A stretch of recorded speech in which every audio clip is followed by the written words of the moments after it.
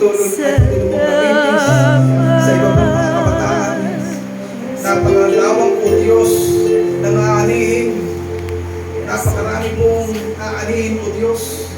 Pero po konti o Diyos ang mga magagawa. Hayaan mo Lord mag-send ka o Diyos ang magagawa sa church na ito. Yes. Mga anak mo na handang maglingkod o Diyos. Mga anak mo na handang magpagamit Panginoon sa church na ito. Sa pangalan ni Kristo Jesus, ang mga kabatang babae ay magsishare ng salita sa mga kapwa kabataang babae. Yes, Lord. Ang mga kabataang lalaki ay o Diyos ay magsishare ng salita sa mga kapwa kabataang lalaki. Ang mga tatay sa church na ito ay mga aral ng salita sa mga tatay. Ang mga nanay sa church na ito ay mga aral din o Diyos. Yes, Lord. Sa Yes. mga nanay sa labas, Panginoon. Yes. Sa pangalan ni Kristo Jesus, ipakita niyo po, Panginoon, na ikaw ang aming Diyos na kinikilala, Panginoon. Ikaw ang Diyos na mabuting balita, Panginoon, na ipinapangaraw namin, Panginoon, sa panahon ito. Gamitin mo ang bawat isa, Panginoon. Gamitin mo ang buhay ng bawat isa. Gamitin mo ang bawat paa ng bawat isa. Gamitin mo ang bawat kamay ng bawat isa. Gamitin mo ang bawat bibig ng bawat isa.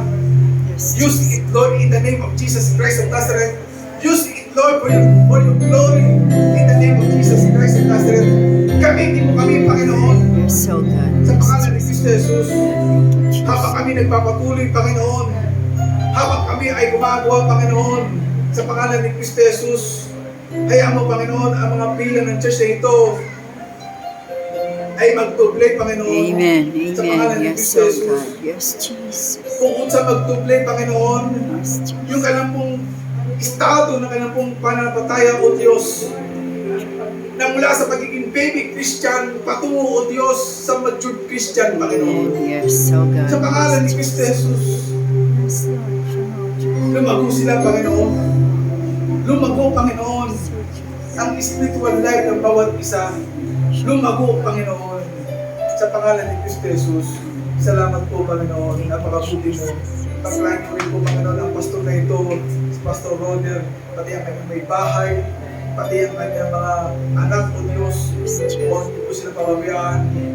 Ang alam puso, O Diyos, ay puso ng paglilingkod at pagmamahal sa iyo. Yes, Jesus. Kaya naman, O Diyos, suplihan niyo po, Panginoon, ang alam kong kagandang damdamin na meron sila, Panginoon. Salamat po, Diyos, sa pakabuti mo. Huwag mo sila pababayaan, O Diyos. Bigyan mo sila, Panginoon, ng Joshua sa buhay nila. Bigyan mo sila ng mga Timoteo sa buhay nila, O Diyos. Bigyan mo sila ng isang Elisha sa buhay nila. Bigyan mo sila ng isang Jeremiah sa buhay nila. Sa pangalan ni Kristo Jesus. Yes, Jesus. Salamat po, Diyos. Napakabuti mo. Napakadakila mo, Panginoon. Amen. Thank